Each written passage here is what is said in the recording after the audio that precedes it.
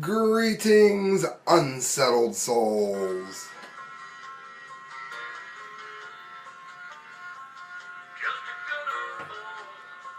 That sure don't sound like our theme music. That's because it's the Insane Clown Posse. Why am I playing the Insane Clown Posse on the show? Well, we're going to go ahead and actually let them play for just a moment here, because we're doing the Dunce Cap of the Month award show. And how many of you remember that we sent a dunce cap to the FBI? Yes, we did. And we did that because they classified I.C.P, who make a living wearing clown makeup and telling crude jokes over rap beats, as a gang. In the age that we live in, where there is real threats from Crips and Bloods and people selling crack and people trying crocodile, with all of the problems that exist in the world, the FBI considers anybody with a juggalo tattoo, which is their logo, to be a gang member. Now, the Dunce Cap of the Month award show, as many of you know, covers the dumbest stories of the entire month, with one person getting a dunce cap sent to them at the end. I didn't want to send another dunce cap to the FBI. Let me turn this off now. I didn't want to go ahead and send another one there, but I did want to go ahead and give them mention on yet another dunce cap of the month show. And that's how this here ties in. It's from The Hill, and who likes pop-ups, clearly. Thousands of people flooded the streets of Washington, D.C. on Saturday. Now, keep in mind, this is 9/16. On Saturday, for the pro-president, take two, for the pro-president Trump rally and the so-called Juggalo March. Now, you hear so many in the arts and the media and things like that that are tied to leftist mindsets, and it's rather refreshing to see when someone embraces the other side to some degree. And that's what's happening here almost by a default. Listen to this. The convergence of the two groups in the nation's capital marks an unusually busy weekend for Washington. U.S. Park Service prepared as many as 3,000 people to descend on the city, and that's according to the USA Today. The publication reported that 1,000 people gathered north of the Washington Monument as the Juggalo event kicked off in the early afternoon. And of course, juggalos are the names of the I.C.P fans. And F.B.I.'s classification of the group as a loosely organized hybrid gang in its National Gang Threat Assessment. Clown makeup, dirty jokes. What kind of gang sells music and not drugs and guns? One of the organizers said on stage shortly after the rally began. The gang classification has had serious real-world consequences, according to both fans and members of the hip-hop group itself. At the rally, fans spoke about being denied jobs, losing custody of children, being detained by police, and getting denied from the military, all because of their gang affiliation. Because if the FBI says something absolutely stupid, suddenly it becomes the way it must be, so employees and everybody else, employers I should say, and everybody else must follow suit, right? It's ridiculous, friends. If you, they wrestle, and I don't mean like MMA, I mean professional wrestling. They're actors. They are comedians. Yes, they are vulgar. Give them an R rating if you wish, but that's about it, friends. I met one of them. They're just normal people. They're not gang members. This year I.C.P. was Violent J. This year I.C.P. was forced to move its large annual festival called the Gathering of the Juggalos to Oklahoma from its previous venue in Ohio because it couldn't obtain insurance due to the classification. Now, friends, I live in Ohio, and I've never gotten to attend one of the gatherings. I have seen two shows, one at Nautica and one at the Agora, but it's huge. So this is having major ramifications for somebody that has no gang ties at all. It says, juggalos are contributing members of the society. They say some of us are medics, military folks, and we are the people who work at the cash register who save your lives at the hospital, said Kitty, and she was a juggalette, as they call them. And basically they're protesting. The pro-Trump rally was called Mother of All Rallies, or more. And organizer Tommy Gunn said the rally isn't specifically pro-Trump as much as pro-American culture. And he extended the invite to anybody who wanted to come. And that was when juggalos showed up. The pro-Trump crowd received the unfriendly greeting from some members of Antifa, of course, who is against everything. They're the kind of boneheads that would call I.C.P. a gang or something equally ridiculous. But friends, that's kind of the world that we're living in here. And that's why I'm mentioning it to you on the Dunce Cap of the Month. That brings us to the next. We have a few stories to get to. This one here will stand out in your mind for its amazing level of stupidity. 5 nurses suspended after opening the body bag to view, you know what's coming, the deceased patient's genitals. Fox News. 5 nurses at Denver Health Medical Center were suspended after another nurse heard a comment about the group opening the body bag to view the deceased patient's genitals. The incident was reported by administrators, and the 5 who were involved were suspended for 3 weeks, Fox 31 Denver reported. Now, I have heard of instances like this because I know somebody who worked in a morgue. And sometimes they would talk about, somebody with very big ears or whatever. Never came up with that, although I'm sure if you're working on dead bodies every day and somebody comes in hung like John Holmes, you're going to notice it. But it wasn't something he went out for. He wasn't like a freak or a nutcase or anything sick. But to start putting it on display is something that I haven't heard of anybody else. Word of the day, display. Put it in the comment lines. Let me know you said it first. I'll send you something free if you send your address to thecorrectviews@hotmail.com. While 4 of the 5 have since returned to work, one no longer works at the hospital but was not terminated due to the incident, said a spokesman on Tuesday. The incident allegedly occurred between March 31st and April 3rd, but was not reported until May. Denver 7 Investigates reported. It was not immediately clear which department the nurses who were involved in it worked in. I'm destroying my own set. The multiple staff members viewed the victim while he was incapacitated, including after he was deceased. Must have had something they really liked. I'm just saying.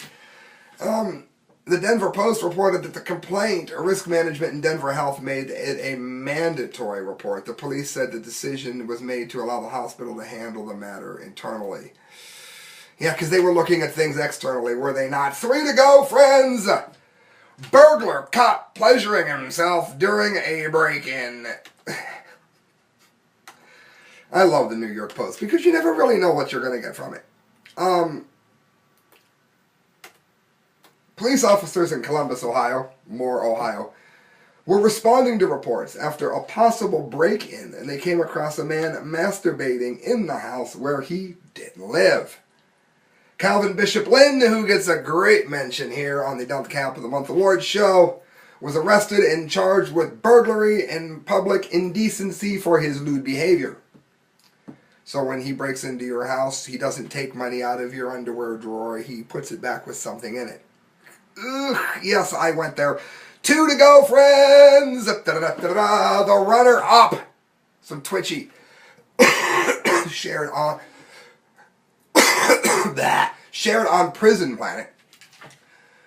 MSNBC journalist asked the dumbest DACA question yet. Now keep in mind, DACA is people who are not legal citizens. If you are not a legal citizen, you cannot legally vote. Are we on the same page?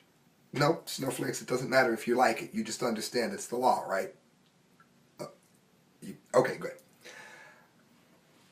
Listen what this idiot asked. That moment when you really super happy that tweets can never really be deleted, that someone somewhere was likely grabbing a tweet, especially if it's incredibly stupid. And this is. It has to be if I'm talking about it on the Dunce Cap of the Month Award show. This is one about DACA from a journalist named Sam Stein, not Sam Gangi, please remember that. If you're a DACA recipient who voted for Trump, if such a person exists. I'd like to hear from you. Seriously.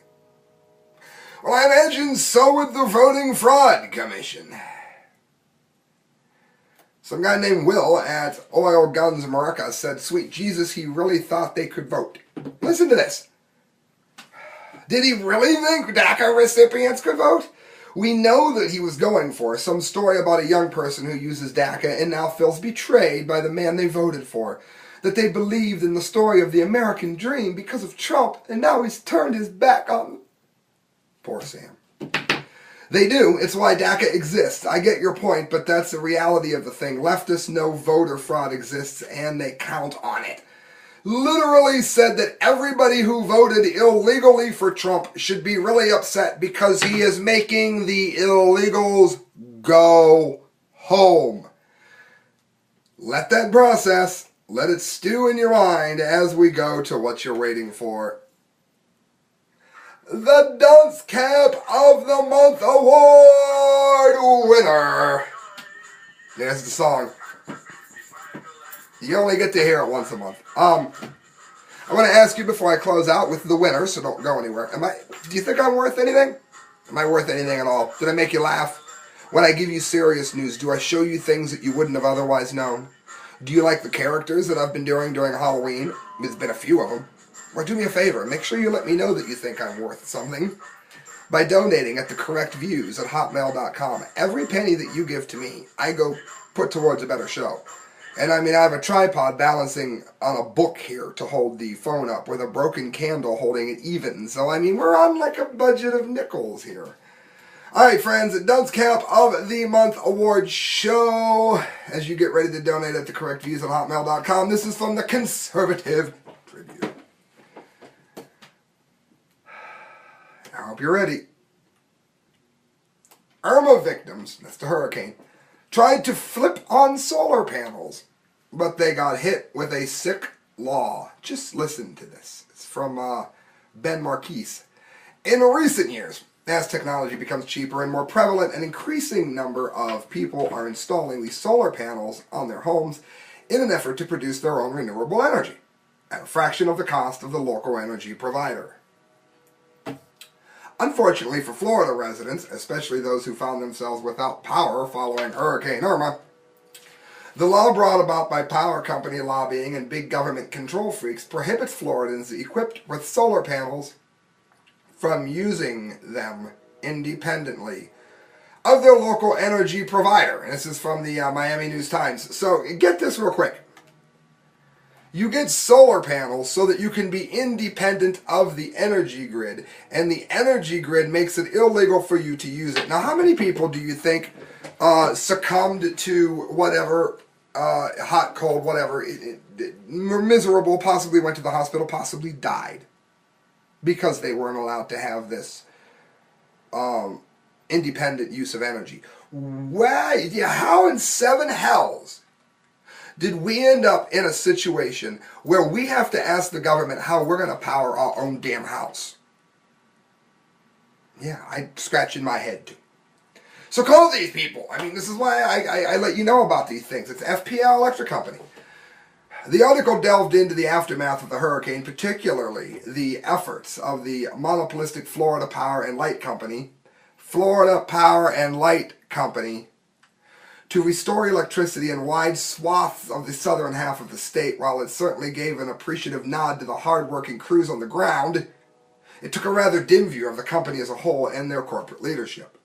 They derided what they viewed as FPL's many shortcomings in the restoration effort, a lack of dutiful preparation ahead of time, and wasteful opportunities over the years at improving the situation proactively, and they write, preventing widespread outages from occurring in the first place, even as they have raised rates as much as they have. Now the whole FPL guidelines on clean energy, as if guidelines somehow trump your right to live freely as you wish and to power your home as you wish if you harm no one else. The clean energy mandate the solar power systems be powered down along with the rest of the grid in case of an outage. That is why I am openly encouraging, I don't care if it's illegal or not, I am openly encouraging anybody that knows how to wire solar panels in independently of the grid. Don't even let them know you did it, and refuse to take them down when they find out. Because if you don't, they're going to tell you when you're allowed to use them, and you're going to be screwed. They're required to install special disconnect switch that removes their panels from the grid while keeping the rest of the home attached. They are prohibited from independently flipping that switch to power their homes when the grid is down. That needs to change immediately, and it won't unless people listening to this actually go ahead and call the FPL in Florida and let them know something. Okay, I do this video for I don't even know how many people, and I don't know if anybody even pays any damn attention to what it is that I'm actually talking about, but this affected a lot of people's lives, and it's nothing but government overreach. FPL reserves the right to come and disconnect those panels anytime they see fit, even placing a padlock if necessary, without warning ahead of time the customers it's about to happen to. Does that make any sense to anybody? Well, guess what? It didn't to me either. They won the Dunce Camp of the Month award, and I am showing you what they're getting. Now, I have not cut this yet. Christelle is missing in action, so it's going to be cut to be a Dunce Camp. Here we have a row of tombstones. And I wrote, how many of these could have been saved if not for your greed? You see that? Oh, look at that. I wrote, the new and more honest FPL logo. Of course, big letters here. We got Dunce. And then, of course, the last one, I've been sent by FPL. Now, they're getting that, and they're also getting this here award. Yeah. The Dunce Camp of the Month award. This Dunce Camp of the Month award goes to Florida Power and Light. That's who you're going to want to call and let them know that you heard about what they did. For mandating that solar power systems be powered down along with the rest of the grid during an outage. In an effort to maintain control in a world that is slowly not needing your services any longer, rather than accept the change, you greedy swine managed to find a way to stop the power from coming back on for those who could have managed fine without you. That is why I wrote people are encouraged to never comply with your mandate and to simply wire the panels in as they see fit without any permission from you whatsoever. What right do you have? How many people suffered or died over your greed due to the fact that you care so much more for the bottom line than you do the rights of those who own properties to power them as they see fit, often without you? Florida Power and Light, I write, win the Dunce Camp of the Month award. Wear it well, because after all, you made Hurricane Irma even worse and more deadly than it was. There it is, friends, the correct views address on the bottom. And we're told by all these greenies about how we can be independent, you ain't going to save the planet. All I see is a bunch of dead people, friends. You're listening to The Correct Views? Please donate at thecorrectviews@hotmail.com. Friends, good night, and God bless.